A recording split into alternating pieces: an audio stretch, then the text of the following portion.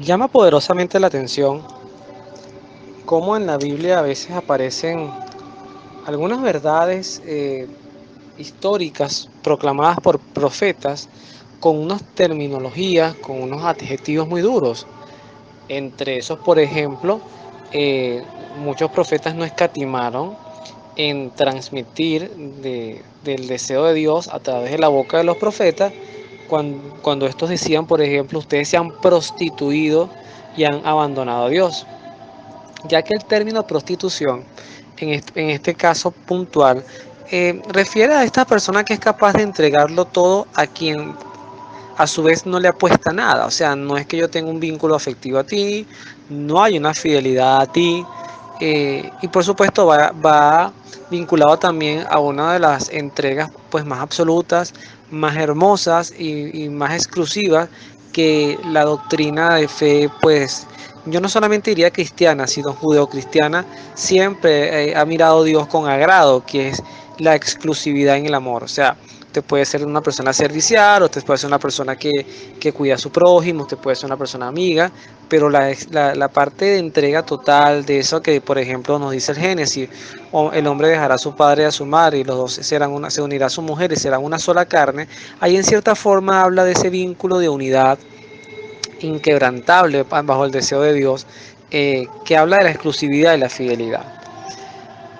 Para entender por qué Dios entra en este contexto, y en estas afirmaciones a través de sus profetas, vamos a hacer un brevísimo recorrido histórico entre lo que era Egipto, el momento en que sale el pueblo egipcio, el pueblo israelita de Egipto, un pueblo que vivía en una esclavitud, pero que además hubo un punto de inflexión que era cuando ya Faraón prácticamente quería liquidar al pueblo hebreo, matando a todos los varones y dejando a las mujeres solamente unidas a los egipcios. Y eso entonces ya hablaba de que además Faraón se quería proclamar como un dios, y eso ya eliminaría pues a Yahvé, de toda la conciencia social. Esos intentos uno aún los sigue viendo en estos tiempos, cuando tú, por ejemplo, ves esas imágenes impactantes desde Chile, cómo se queman iglesias, y a la vez con aquella fanfarria, con aquella alegría, como lo vi yo, que agarraban la imagen de una Virgen María que estaba en una iglesia, o una imagen de la Virgen y la pateaban, y el joven que la pateaba, pues desde arriba de la iglesia que estaba ardiendo, levantaba las manos en señal de triunfo, como que se hubiesen tumbado el estandarte nazi, por ejemplo. Eso habla un poquito de cómo una sociedad, cuando pierde la conciencia de Dios, pues puede caer en cualquier tipo de barbaridad, ¿no? Entonces, Dios saca a este pueblo para prevenirlo de lo que venía en el desierto. Pues hay toda una pedagogía de fe, un encuentro con Dios, hay encantos y desencantos, hay prodigios, y también aparecen pues correcciones o castigos. Aparece, también se va creando una cultura social hasta que ellos llegan a la tierra prometida, que es la tierra de Canaán. La tierra de Canaán no era una tierra baldía, o sea, eso estaba habitado, y estaba habitado, bueno, por los cananeos y por otras tribus, otras comunidades, pues por los moabitas, los filisteos, que también en cierta forma lucharon después en los tiempos de David. Eran en cierta forma, recordemos que los israelitas pues entraron en una tierra que ya estaba habitada, y eso generaba conflictos y guerra. Pues ahora, ¿por qué Dios los lleva allí? Primero, era en cierta forma llegar a una tierra, como dice la misma promesa, que tenía leche y miel, una tierra próspera, y era permitirse dentro de este encuentro, de esta conquista, eh, mantenerse como sociedad unida y creyente en la fe. Pero además estas comunidades, que era otro de los riesgos que obviamente Dios tendría dentro de sus planes, dentro de los riesgos contemplados, es que ahí también había sus tradiciones y sus creencias. Ahí no estamos hablando de que ellos creían en Yahvé, en Dios, en el Dios que nosotros creemos, sino que ellos tenían, por ejemplo, estaban los Baales y estaba Astarte, y Astarte era la diosa de la fertilidad. Y había unos ritos, eso lo pueden ver ustedes en el pie de página de la Biblia. Tampoco crean que hay que ser un investigador histórico de la Biblia. Por supuesto, gracias a Dios he podido también escuchar talleres de formación de sacerdotes que esto lo explican pues a mejor detalle. Pero este culto, este rito, esta secta tenía sacerdotisas, que eran en cierta forma sacerdotisas, que tenían unos ritos de fertilidad que hoy lo entenderíamos sencillamente como un rito de prostitución. Eran actos sexuales al aire libre, en el campo, y ojo, también había con hombres, o sea, eran hombres y mujeres, que hacían estos actos en virtud de favorecer la fertilidad. Y también estaban los sacrificios a los Baales, que bueno, también era una cultura de sacrificios de niños, de mujeres o de hombres a los dioses para aplacar su ira. Entonces, el pueblo de Israel llega a estas comunidades que hoy la entenderíamos hasta con expresiones de bárbaros, pero bueno, cada quien, como le digo, los tiempos para el pasado no se pueden juzgar al razonamiento del presente. Dios llega allí con la convicción de que todo este tiempo que el pueblo de Israel pues compartió en soledad con él, que no tenía, hubo momentos, por ejemplo, el becerro de oro, hubo momentos en que ellos procuraron tener como otros dioses o autogobernarse o arrepentirse y volver a Egipto, pero al final iban aprendiendo que Dios es el que los acompañaba y Dios demostraba sus prodigios y su fortaleza con ellos. El capítulo 25 de los números es un capítulo, si se quiere, un poco corto, o sea, no es tan largo. De hecho, vamos a leer solamente 5 versículos de este capítulo. 25 de los números se titula Los israelitas se prostituyen al Baal de Fogor.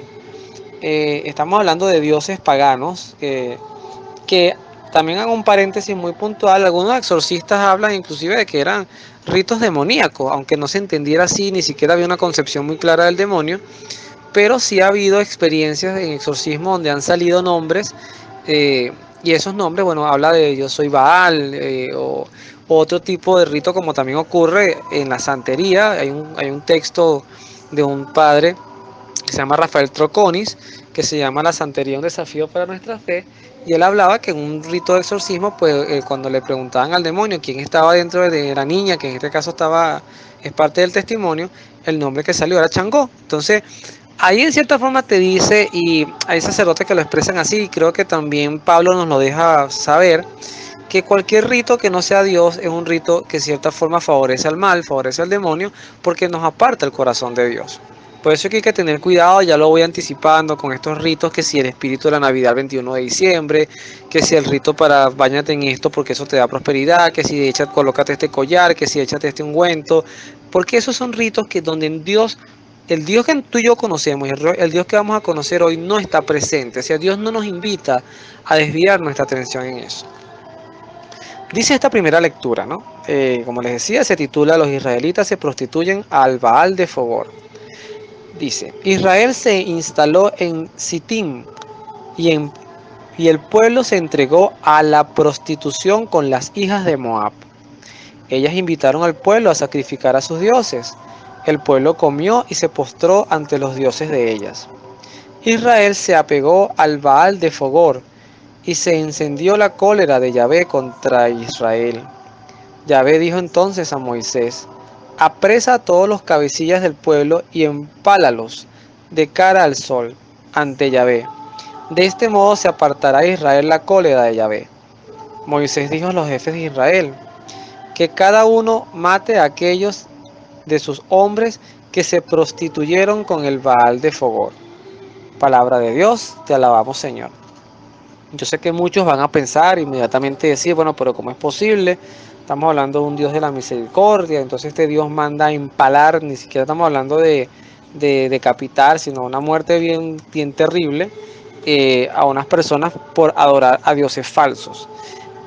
A veces lo que también hay que entender acá son los recursos de justicia que se tienen en la época y cómo se interpretan. Aunque en esa época no podíamos hablar de que, bueno, vamos a hacer un juicio y vamos a su vez a llamar a tu abogado defensor y bueno, aquí están las penas porque aquí está el código penal de israelita y aquí está la constitución de Israel. No, estamos hablando de que generalmente y hoy por hoy todavía hay expresiones de fe en el Islam, sobre todo, donde se interpreta los actos del mal con castigos como yo lo decía en otras reflexiones, como las leyes del talión, ojo por ojo y diente por diente. O sea, aquí lo que quizás podemos recoger como una enseñanza primaria, más allá del método que encontró Moisés, y que interpretó, pues Dios le había dicho para que se aplicara su justicia. Aquí lo que podemos entender es que para Dios este tema de adorar a otros dioses, de desviarnos en las creencias, es un tema gravísimo. Y si nosotros podemos detenernos en algún momento a reflexionar sobre los mandamientos, los mandamientos están numerados en orden jerárquico. Y el primer mandamiento de la ley de Dios es amar a Dios sobre todas las cosas, más que a nuestros hijos, más que a nuestros padres, más que a nuestra esposa, más que a nuestro país, más que a nuestro equipo preferido del deporte, más que a nuestro trabajo, es amar a Dios por encima de todo. Y esa radicalidad en el amor no es tampoco una expresión de un Dios egoísta, egocéntrico, sino que siendo Dios la fuente del amor, yo no puedo amar a mi hijo si yo previamente no amo a Dios. O no le puedo dar un amor sano a mi hijo si Dios no está presente en mi manera de amar a Dios. Yo no puedo amar a mi esposa como Dios quiere que yo la ame o como ella se merece ser amada, con todos los elementos de fidelidad que eso implica, mentales, corporales, verbales, si previamente yo no tengo canalizado la fidelidad a Dios.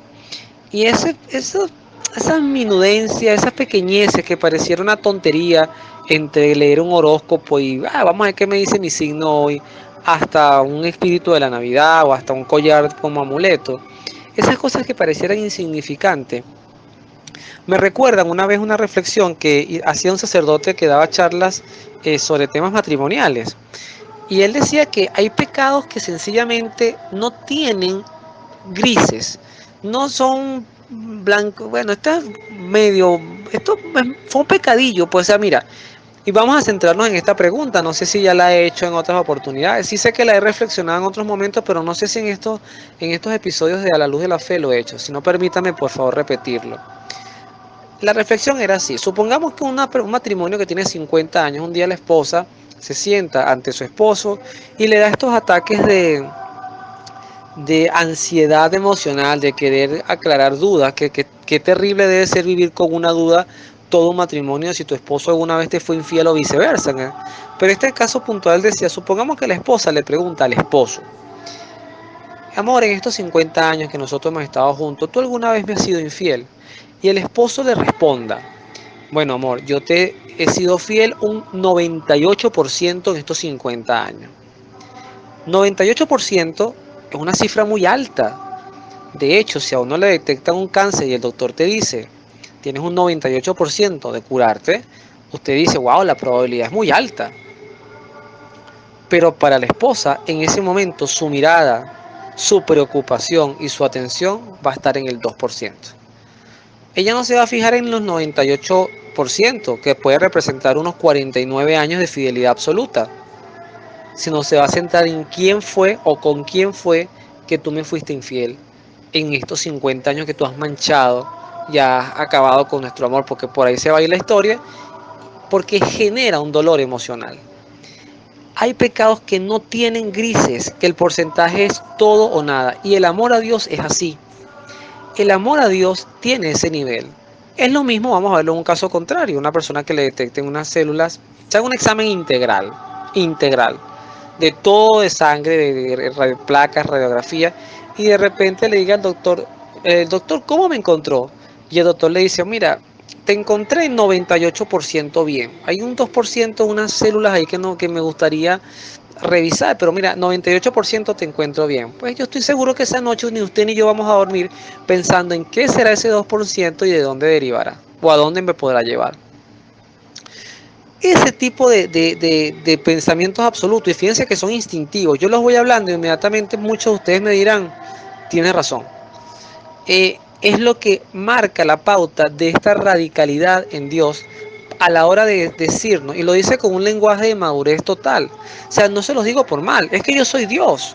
O sea, no hay otro Dios. Lo que les estoy diciendo es que dejen la tontería de buscar otro Dios. Es como que el ser humano un día se levante en la mañana y diga, ¿saben que yo ya no quiero respirar oxígeno? Yo hoy todo el día me voy a colocar una máscara y voy a respirar humo de cigarro. Esa va a ser mi respiración todo el día, pero con una máscara así de astronauta. O quiero respirar agua, o quiero respirar granitos de café. Usted se va a morir.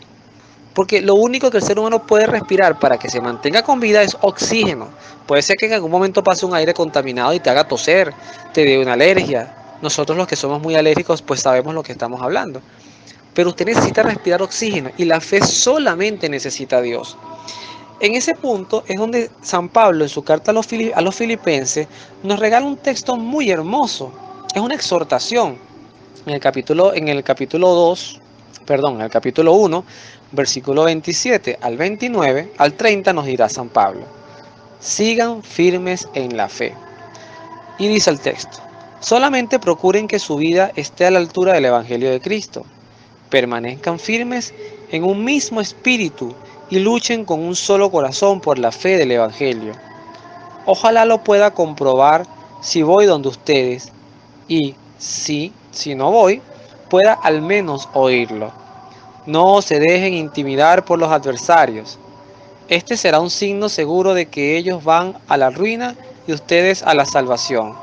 Todo eso viene de Dios y es una gracia para ustedes que no solamente hayan creído en Cristo, sino también que padezcan por Él, en el mismo tipo de lucha que soporto yo, como lo han podido ver y ahora lo escuchan de mí. Palabra de Dios, te alabamos, Señor. Este texto yo lo he escuchado cuando se habla, por ejemplo, de la gran tristeza que puede sentir Dios al ver a los cristianos separados. No solamente cristianos protestantes y católicos. Yo hoy siento más dolor por las enormes separaciones, por los enormes conflictos que hoy existen, inclusive entre conferencias episcopales, entre posiciones de obispos y sacerdotes, pero sobre todo y mayoritariamente entre nosotros los laicos. San Pablo nos invita a que tengamos un mismo espíritu. Eso quiere decir que nuestra manera de entender la fe esté en armonía, no como unos robots, no que no haya espacio a las diferencias, no que no haya espacio a las formas diversas de evangelizar, de acercarnos al prójimo, de conciliar. A veces hay una muy marcada error de tener como una idealización de los apóstoles, como que los apóstoles eran unas personas, wow, que siempre fueron santos y siempre llevaron la palabra de Dios. Basta ver los primeros capítulos del libro de los Hechos de los Apóstoles y basta ver lo que ocurrió, por ejemplo, en el primer concilio de Jerusalén, y basta ver las discusiones que hubo, por ejemplo, entre posiciones como Santiago y Pablo, entre Juan y Bernabé. O sea, hablo de grupos, ¿no? Y cómo eran posiciones que a veces tenían discusiones acaloradas, porque el espíritu se iba formando en un solo sentir para que se pudiera sostener la misión evangelizadora.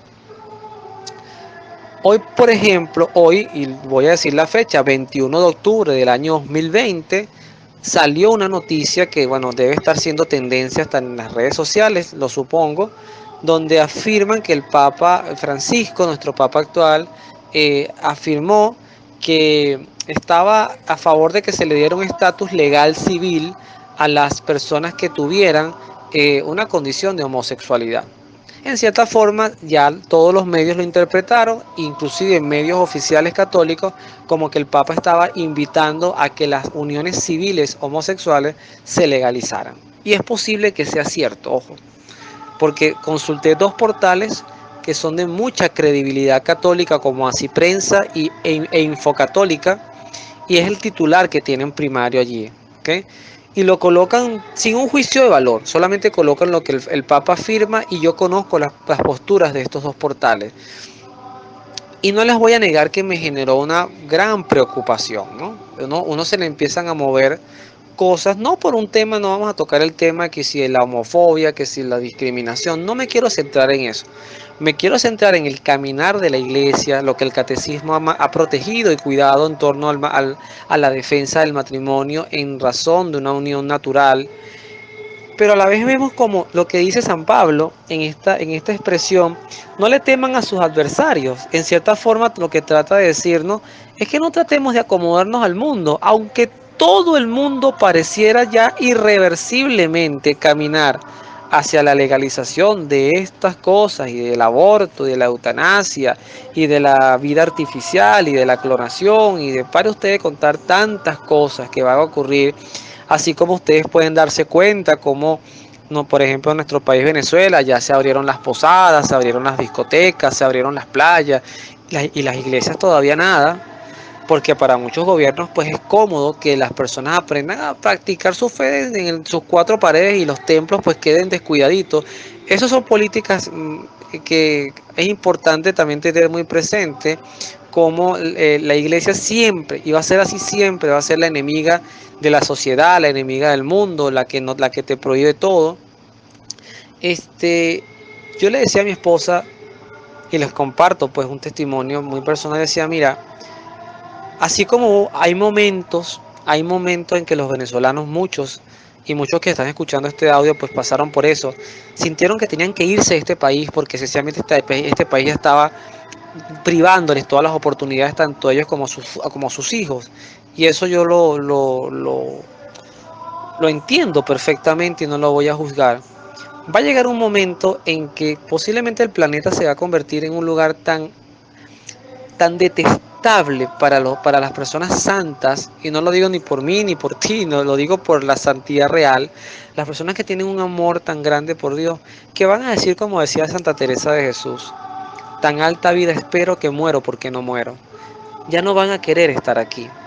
Y posiblemente pues vendrán procesos duros don, que no es para tampoco vivir en miedo, ¿no? Quien viva en Dios no tiene nada que temer.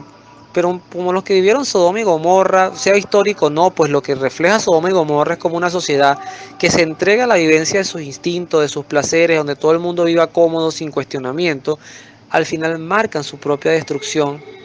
Muchos historiadores inclusive nos recuerdan cómo la destrucción de Roma, el imperio que estuvo casi 1000 años en el poder del mundo, se acabó no fue por la invasión de los bárbaros, no fue por tantas guerras, fue porque tuvo una descomposición moral interna tan aguda, que inclusive la capital, que era Roma, la capital del imperio, tuvo que mudarse a Constantinopla, porque ya sencillamente ni siquiera en Roma había una coherencia moral entre sus gobernantes. Basta recordar emperadores como Calígula, de quien se habla, pero barbaridades morales sin precedente alguno, o locuras como Nerón, que llegó inclusive a incendiar en su momento a la propia Roma. Vamos viendo cómo la locura humana de vivir en los instintos, sin autocontrol, sin una guía moral, sin escuchar a Dios, pues puede traer enormes consecuencias. Por eso, ante todo esto que recojo, pues culmino con esta exhortación, que también me la hago a mí mismo y se la hago a mi familia. No es ser radicales, no es un fanatismo, no es ser fundamentalistas, es ser firmes y coherentes en la fe, vivir bajo un principio moral. Y yo sé que ustedes y yo también tenemos a alguien en nuestra familia, a alguien o a muchos, que recordamos, puede ser un abuelo, puede ser un padre, puede ser una madre, que nosotros le miremos con recuerdos, si la tenemos viva, pues mucho mejor todavía, y digamos, wow, es que mi mamá tenía una línea moral tan lineal, valga la redundancia, tan bien estructurada. Es que mi abuelo, yo tengo una tía, yo tenía un tío, mi papá era duro, pero era una persona que era tan correcta que no había espacio para la corrupción, para la inmoralidad, para el desatino. Ese tipo de coherencia es la que Dios aplaude, y lo veremos más adelante. Ahorita estoy en el libro de de Jeremías, pero no hemos llegado todavía. En el libro de Jeremías hay un texto muy hermoso donde Dios reconoce la fidelidad de un pueblo que vivía bajo la enseñanza de alguien que les había dicho en su momento que no tomaran vino, y la población vivía en obediencia. Y era algo tan tonto como no tomar vino, pero lo que Dios aplaudía era la obediencia hacia un mandato. Dios no se ha apartado del mundo, y no olvidemos, Dios no está gobernado por las leyes, ni por la iglesia, ni por el Papa. Dios es quien gobierna las leyes, la iglesia y los papas. Y así como ha habido momentos con papas de mucha santidad, también ha habido momentos de papas de mucha oscuridad. Y esto no es para criticar, esto es para acompañar desde la oración, en los momentos difíciles que nuestra fe tenga, desde inclusive el primado papal, desde la silla de San Pedro, hasta cardenales, hasta el párroco de mi parroquia, o hasta mi propia vida en mi hogar como referencia hacia mis hijos, lo importante es que acompañemos esto más alejados de la crítica y más cercanos a la oración. Nuestro Papa lo dijo al principio cuando tomó su papado: recen por mí. Y quizás hoy el Papa Francisco más que nunca necesita que recemos por él. Que Dios los bendiga, nos vemos en la oración.